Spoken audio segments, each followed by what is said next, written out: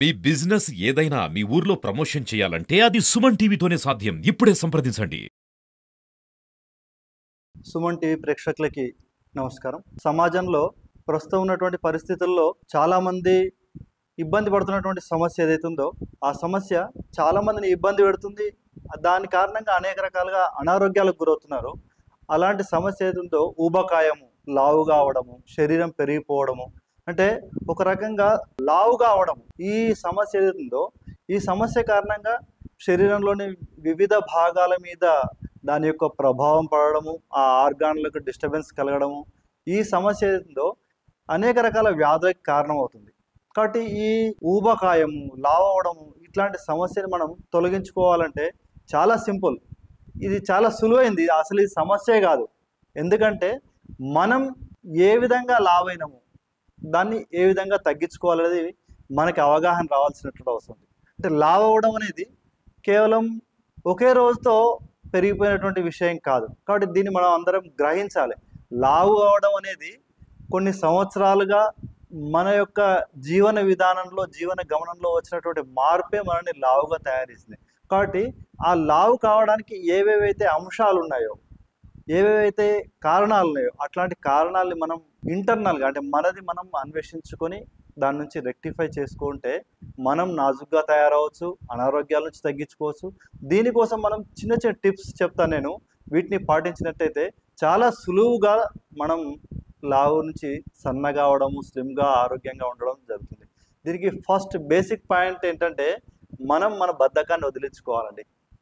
మనం బద్ధకాన్ని వదిలించుకుంటే మనం సహజంగా మనకు అనిపిస్తుంటుంది లావు అయిన కారణంగా నేను యోగా చేస్తాను, నేను వ్యాయామం చేస్తాను, నేను వాకింగ్ చేస్తాను, నేను సైక్లింగ్ చేస్తాను, ఇట్లాంటి ఆలోచనలు అన్నీ వస్తుంటాయి.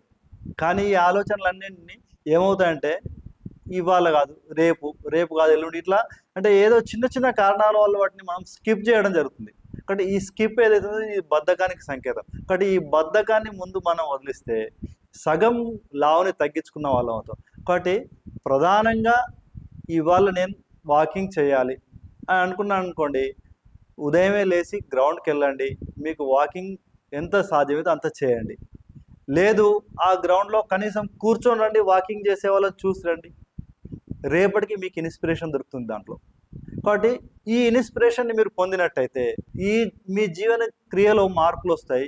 మీరు నిరంతరంగా వాకింగ్కి అలవాటు పడేటువంటి అవకాశం ఉంటుంది. కాబట్టి మీరు మారాలి, నేను సన్నబడాలి, నేను ఆరోగ్యంగా ఉండాలి అనే ఏదైతే సంకల్పం చేస్తారో ఆ మీ సంకల్పం బలంగా ఉన్నప్పుడు ఈ చిన్న ప్రక్రియ, అంటే బద్ధకాన్ని వదిలించుకొని మీరు ఒక అడుగు ముందరికేసిన అనుకోండి, ఆటోమేటిక్గా మీరు సగం మీ లావుని, అనారోగ్యాన్ని తగ్గించుకున్న వాళ్ళు అవుతారు.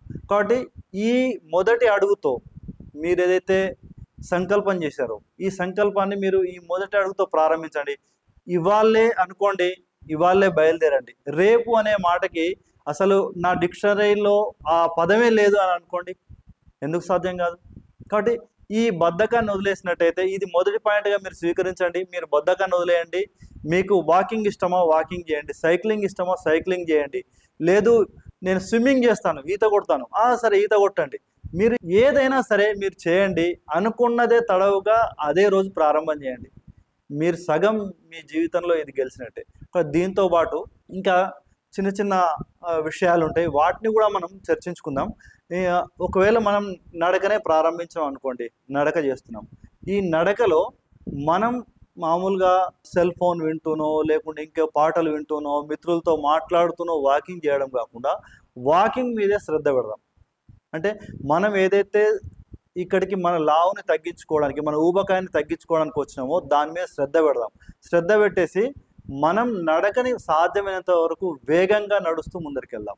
అట్లా ముందరికెళ్ళినట్టయితే మన శరీరం అలసిపోవాలి. అంటే శరీరంలో శ్రమతత్వం లేని కారణంగానే ఊబకాయం వచ్చిన విషయాన్ని మనం గుర్తించాలి. కాబట్టి ఈ లావు అనేది ఏదైతుందో శరీరంలో శ్రమతత్వం లేని కారణంగా, అంటే మన శరీరం అలసిపోయే విధంగా మీరు వాకింగ్ చేయండి. అంటే ఇది వెరీ నెక్స్ట్ డే, అంటే మీరు ప్రారంభించిన మొదటి రోజే కాదండి, నిదానంగా మెల్లమెల్లగా నడవండి. ఆ తర్వాత ఒక 15-20 రోజులు మీకు వాకింగ్ అలవాటు అయింది అన్న తర్వాత మీరు వాకింగ్లో వేగాన్ని పెంచండి. అప్పుడు చెమటతో తడిసిపోవాలి మీ శరీరం. అప్పుడు స్టార్ట్ అవుతుంది మీలో సన్నబడము, లేకుంటే మీ జీవన క్రియలో మార్పు రావడము, మీ డైజెస్టివ్ సిస్టంలో మార్పు రావడం, ఇవన్నీ జరుగుతాయి. కాబట్టి దాన్ని మీరు గమనించిన తర్వాత మనకి ఏదైతే పూర్వీకులు చెప్తుంటారు అతి సర్వత్రా వర్జేయత్ అని. అంటే అతి అనేది అన్నింట్లోనూ మంచిది కాదు. కాబట్టి ఈ వ్యాయామంతో పాటు మనం తినే ఆహార పదార్థాల మీద మన కంట్రోలింగ్ ఉండాలి. మనం భోజనానికి కూర్చునే ముందర రకరకాల పదార్థాలు పెడుతుంటారు. ఆ పదార్థాల్లో మనకి ఇష్టం ఉంది కదా అని చెప్పేసి ఇంకొక ముద్ద ఎక్కువ తినే ప్రయత్నం చేస్తుంటాం. కానీ ఇట్లాంటి దాన్ని మనం అవాయిడ్ చేయగలగాలి. అవాయిడ్ చేసినట్టయితే మన శరీరానికి ఎంత అవసరమో అంతే తినాలి. దీంతో పాటు మనం సన్నబడాలి అంటే మనం ఖచ్చితంగా మనం తీసుకునే ఆహారాన్ని బాగా నమిలి తినాల్సిన అవసరం ఉంటుంది. మనం ఎంత నమలాలో, ఫర్ సపోజ్ చెప్తాను, ఒక మిరపకాయని కనుక మనం నోట్లో వేసుకొని నములుతుంటే ఆ మిరపకాయ కూడా మన లాలాజలంతో కలిసి తీయగా వస్తుంది చూడండి. అక్కడ దాకా మనం నమలగలగాలి. అంటే ఒక ఆహారపు ముద్దని మనం నోట్లో వేసుకుంటే ఆ ఆహారం నమిలి మన లాలాజలంతో సగం జీర్ణమై మన దేహంలో కలిసిపోతే మిగిలిన పచనమైన ఆహారం జీర్ణక్రియ ద్వారా అది మన శరీరానికి శక్తినిస్తుంది. అంటే అట్లా నమలడం ద్వారా, ఎక్కువసేపు నమలడం ద్వారా, కనీసం ఒక 30-35 సార్లు నమలడం ద్వారా మన శరీరానికి ఎంత అవసరమో అంతే ఆహారాన్ని మనం స్వీకరించేలాగా మన జీర్ణాశయం తయారవుతుందండి. కాబట్టి ఆహారాన్ని నమిలి తీసుకోవడం ఇది చేసినట్టయితే మనం బరువు తగ్గడం విషయంలో ఇంకొక అడుగు ముందరికి వేసిన వాళ్ళం అవుతాం. కాబట్టి తినే పదార్థాల మీద మనకి కంట్రోలింగ్ ఉండాలి. అట్లాగే నమిలి తినడం ద్వారా చేయాలి.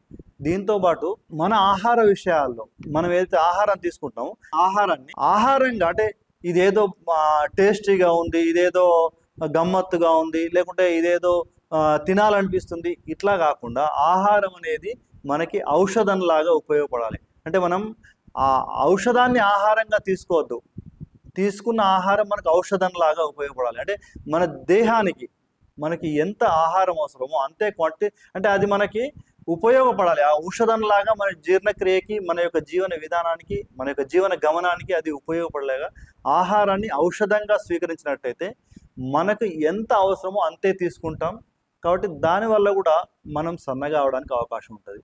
దీంతో పాటు ఈ తినే పదార్థాలు ఏవైతే ఉన్నాయో మనకి చెప్తుంటారు, ఏకభుక్తం మహాయోగి, ద్విభుక్తం మహాభోగి, త్రైభుక్తం మహారోగి అంటారు. అంటే 3 సార్లు తినేవాడు రోగాల్ని ఆహ్వానించినట్టే శరీరంలోకి. కాబట్టి 2 సార్లు తినేవాడు ఏదైతే ఉందో భోగలాలసత్వాన్ని ఆస్వాదించిన వాళ్ళు. కాబట్టి ఋషులు, మునులు, యోగులు, తపస్సు చేసే వాళ్ళందరూ ఒకేసారి ఆహారాన్ని తీసుకుంటారు. కాబట్టి మనం సుఖంగా, ఆరోగ్యంగా, ఆనందంగా సుఖభోగాలను అనుభవించాలి. కాబట్టి 2 సార్లు తిందాం. కానీ ఆహారం తీసుకునేటప్పుడు ఏదైతే తీసుకుంటున్నామో క్వాంటిటీ, మనకి సరిపోయినంత ఆహారాన్ని, అంటే సరైనటువంటి సమృద్ధిగా ఉండే, సరైన పోషకాలు ఉండే ఆహారాన్ని తీసుకుందాం. ఆ ఆహారాన్ని నమిలి తీసుకోవడం ద్వారా, అది 2 సార్లు మాత్రమే తీసుకోవడం ద్వారా మన శరీరానికి జీర్ణక్రియ మీద ఎట్లాంటి భారం పడకుండా మన ఆరోగ్యం, అంటే మన లైఫ్ స్పాన్ ఎక్స్పాండ్ అయ్యేలాగా ఉంటుంది. కాబట్టి మనం తినే ఆహారం 2 పూటలు తింటూ మధ్యలో అనేక రకాలైనటువంటి ఆహారాలు తీసుకున్నట్టయితే ఇన్సులిన్ మీద ప్రభావం చూపించడం, జీర్ణాశయం మీద ప్రభావం చూపించడం, ఇవన్నీ జరుగుతుంటాయి. కాబట్టి తినే ఆహారాన్ని 2 సార్లు తీసుకుందాం. తినడానికి మధ్యలో గ్యాప్ కనీసం ఒక 6 గంటల నుంచి 7 గంటల గ్యాప్ అట్లా ఇచ్చే ప్రయత్నం చేద్దాం. ఇస్తే జీర్ణక్రియ తనని తాను కంట్రోల్ చేసుకుని, అంటే జీర్ణరసాలు ఊరడము, లేకుంటే ఇంకా శరీరం లోపల జరిగేటువంటి అనేక రకాలైనటువంటి విషయాల్ని తనకు తాను సెట్ చేసుకోవడానికి అవకాశం ఉంటుంది. కాబట్టి ఇది ఒక పని చేయాలండి. దీంతో పాటు మనం తీసుకునేటువంటి ఆహారంతో పాటు మనకి, అంటే భూమి మీద మొత్తం ఆవరించి ఉన్న ప్రదేశాల్లో దాదాపు 60-70% వాటర్ ఉంటుంది. అట్లాగే మన శరీరంలో కూడా అంత పర్సెంట్, 60-70% వాటర్ మన శరీరంలో ఉండాలి. అంటే కనీసం 18 సంవత్సరాల నిండిన ప్రతి ఒక్కరు కనీసం 4-6 లీటర్ల నీళ్లు తాగగలగాలి. ఇట్లా తాగినట్టయితే శరీరం లోపల ఉండేటువంటి అనేక రకాలైన టాక్సిన్స్ని, అంటే మన శరీరానికి అవసరం లేని పదార్థాలు, విష పదార్థాలన్నింటినీ మూత్రం ద్వారా బయటకు పంపిస్తుంది. కాబట్టి మన శరీరము శుభ్రంగా ఉండడానికి స్నానం చేస్తున్నాం.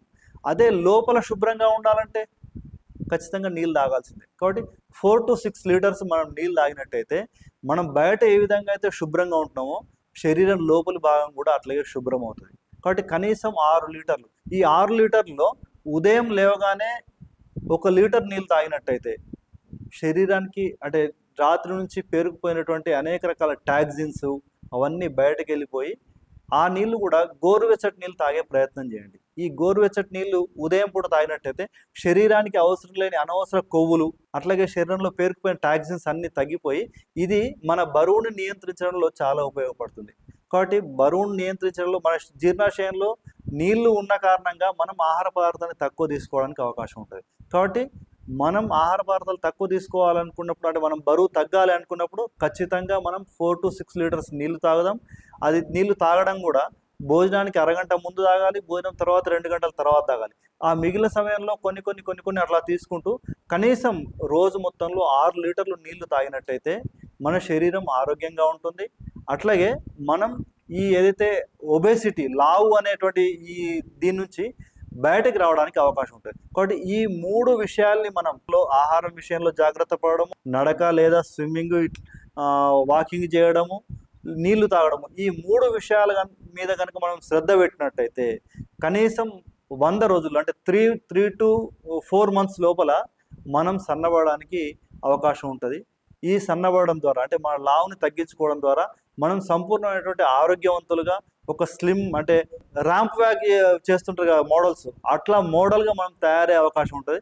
కాబట్టి ఈ 3 విషయాల మీద మీరు శ్రద్ధ పెట్టండి. All the best.